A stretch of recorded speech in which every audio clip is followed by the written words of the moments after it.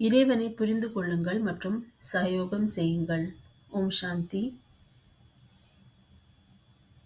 பக்தி மார்க்கத்தில் தந்தை சொல்கின்றார், அதாவது அவர்கள் மிகவும் ஆடம்பரமாக பூஜை செய்கிறார்கள் மற்றும் நினைவு செய்கின்றார்கள். ஆனால் தந்தையை அவர் இந்த உலகிற்கு வந்த பிறகும் கூட அவரை அறிந்து கொள்ளாமல் இருக்கின்றார்கள்.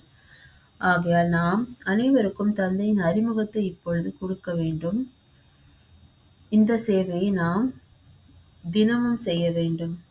நாம் யாருக்காவது தந்தையின் அறிமுகம் கொடுக்காமல் உண்ணக்கூடாது என்ற ஒரு உறுதிமொழி எடுக்க வேண்டும்.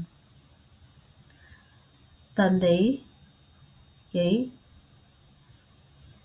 நம்மை தூய்மைப்படுத்துவதற்காக, நாம் அனைவரையும் அனைத்து ஆத்மாக்களையும் சத்தோப்பிரதானமாக ஆக்குவதற்காக இந்த உலகில் வந்திருக்கின்றார். அவரின் காரியத்தை நாம் புரிந்து கொண்டிருக்கின்றோம். நாம் குழந்தைகளாக இருக்கும் காரணத்தினால் அவரது காரியத்தை புரிந்து அவர் மீது அன்பு செலுத்தி அவருக்கு சகயோகம் செய்து நாமும் சுயமாற்றம் அடைகின்றோம். மேலும் மற்றவர்களும் மாறுகின்றார்கள். ஆகையால் நாம் தான் உயர்ந்த பிராமணர்களாக இருக்கின்றோம். தந்தை சொல்படி கேட்டு தந்தைக்கு சேவை செய்ய வேண்டும். இந்த ஈஸ்வரிய சேவைதான் மிகவும் உயர்ந்ததிலும் உயர்ந்ததாக இருக்கின்றது. இதன் மூலம் நாம் 21 ஜென்மங்களுக்காக ஆஸ்தியை எடுக்கின்றோம்.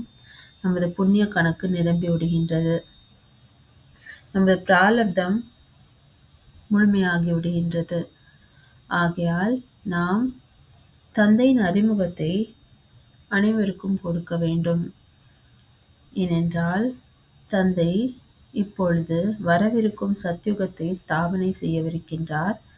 அவர்தான் ஞானக்கடல், பதீத பாவனர், ஒரே தந்தை, பரம தந்தை, பரம ஆசிரியர், பரம குரு. அவர் அனைவரையும் வீட்டிற்கு அழைத்து செல்லவிருக்கின்றார். ஆகையால் அப்படிப்பட்ட தந்தையை நாம் புரிந்து அவரின் மீது அன்பு செலுத்தி அவரை நினைவு செய்தால் நமது பாவங்கள் கூட சாம்பலாகிவிடும். நாம் விகாரங்களிலிருந்து விடுதலையாக முடியும். மேலும் நமது பழைய விகர்மங்களும் கூட விநாசமாகிவிடும்.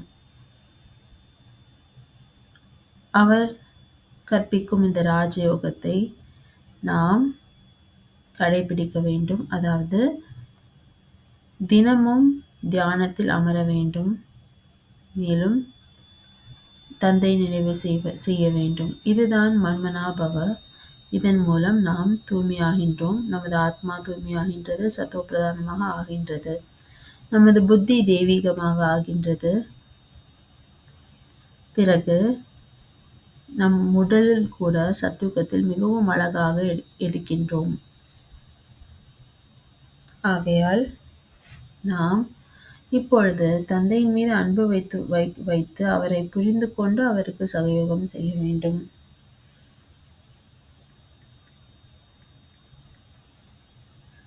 ஓம் சாந்தி.